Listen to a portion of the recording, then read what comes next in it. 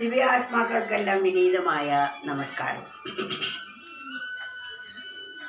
4 വേദങ്ങളാണ് ഋഷിപ്രോക്തമായിട്ടുള്ളത്. ഋഗ്വേദം, യജുർവേദം, സാമവേദം, അഥർവവേദം, ഇങ്ങനെ 4. ഈ 4 വേദങ്ങൾ പഠിക്കണമെങ്കിൽ ഒരായുഷ്കാലം മുഴുവൻ വേണ്ടി വരും. ഇനി അതൊക്കെ പഠിച്ചു എന്നിരിക്കട്ടെ, പഠിച്ചവർ ധാരാളമുണ്ട്. വേദങ്ങൾ 4 പഠിച്ചാലും വേദിച്ചാലും 6 ശാസ്ത്രങ്ങളും. 4 വേദം, 6 ശാസ്ത്രം. ഇത് 6 ശാസ്ത്രങ്ങൾ പഠിച്ചാലും 4 വേദങ്ങൾ പഠിച്ചാലും എന്താ ഗുണം?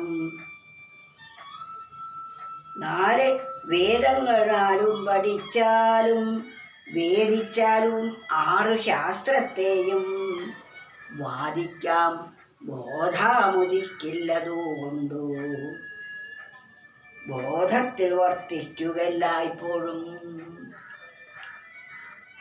ഈ ശാസ്ത്രങ്ങളും വേദങ്ങളും എല്ലാം പഠിച്ചാൽ മറ്റുള്ളവരോട് വാദിക്കാം, തർക്കിക്കാം, ജയിക്കാം. അതിന് മാത്രമേ പറ്റൂ. ഇതെല്ലാം പഠിച്ചു വെച്ചാലും ബോധം ഉദിക്കില്ല. ബോധം ഉദിച്ചവർ ആരും തന്നെ ഇതെല്ലാം പഠിച്ചവരുമല്ല. ബോധം ഉദിച്ചവരാൽ രചിക്കപ്പെട്ടതാണ്, അവരാൽ പറയപ്പെട്ടതാണ് വേദങ്ങളെല്ലാം തന്നെ. അവരുടെ അനുഭവങ്ങളെയാണ് അതിൽ രേഖപ്പെടുത്തി വച്ചിരിക്കുന്നത്, വേദങ്ങളിലും ശാസ്ത്രങ്ങളിലും. എന്നാൽ ഈ പറയപ്പെട്ടത് മുഴുവൻ പഠിച്ചാൽ ബോധം ഉദിക്കുകയില്ല. ബോധം ഉദിക്കാനുള്ള സംസ്കാരം വേറെയാണ്, അതിനുള്ള ചിന്തയും വേറെയാണ്. ഇതല്ല, ഇത് മാർഗം മാത്രമാണ്, ലക്ഷ്യമാണ് ബോധം ഉദയം. ബോധോദയം എന്നത് ലക്ഷ്യം ആണ്. അങ്ങോട്ടുള്ള മാർഗമാണ് വേദങ്ങളിൽ പറഞ്ഞ അറിവുകൾ.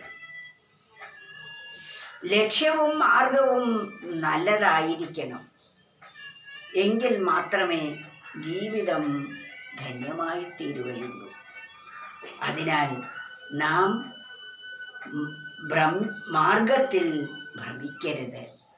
അതുപോലെ ലക്ഷ്യം ആത്മസാക്ഷാത്കാരം ആയിരിക്കണം, അല്ലെങ്കിൽ തൻ്റെ സ്വരൂപത്തെ അറിയുക എന്നതായിരിക്കണം ലക്ഷ്യം. ആ ലക്ഷ്യത്തിലെത്താനുള്ള മാർഗമാണ് നാം അറിയേണ്ടത്. അത് ശാസ്ത്രങ്ങൾ പഠിച്ചാൽ മാത്രം കിട്ടില്ല. അനുഭവസ്ഥരായ വ്യക്തികളുടെ വിവരണം അതിന് കൂടിയേ കഴിയൂ. അതാണ് ആ മാർഗം. മറ്റ് ശാസ്ത്രങ്ങളിൽ നിന്ന് പഠിക്കുന്നതിനേക്കാൾ അനുഭവസ്ഥരിൽ നിന്നും മനസ്സിലാക്കേണ്ടതാണ്. അതിനാൽ വേദങ്ങൾ 4 പഠിച്ചാലും വേദിച്ചാലും 6 ശാസ്ത്രത്തെയും വാദിക്കാം ബോധമുദിക്കില്ലതുകൊണ്ട് ബോധത്തിൽ വർത്തിക്കുകയെല്ലായ്പ്പോഴും. ബോധത്തോടുകൂടി നാം ഇരിക്കണം. എന്ത് ബോധമാണ് വേണ്ടത്?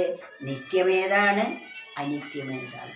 നിത്യമായിരിക്കുന്ന പരമാത്മാവിനോടായിരിക്കണം നാം എപ്പോഴും ചായ്വുണ്ടാവേണ്ടത്. അനിത്യമായ പ്രപഞ്ച വസ്തുക്കളിൽ നിന്നും മനസ്സിനെ വേർപെടുത്തി നിത്യമായിരിക്കുന്ന ആത്മാവിനോട് ഏകീകരിക്കാൻ പരിശ്രമിച്ചുകൊണ്ടേ ഇരിക്കണം. ഇതാണ് നമ്മൾ മാർഗം സുതാര്യം ആവണം എന്ന് പറയുന്നത്.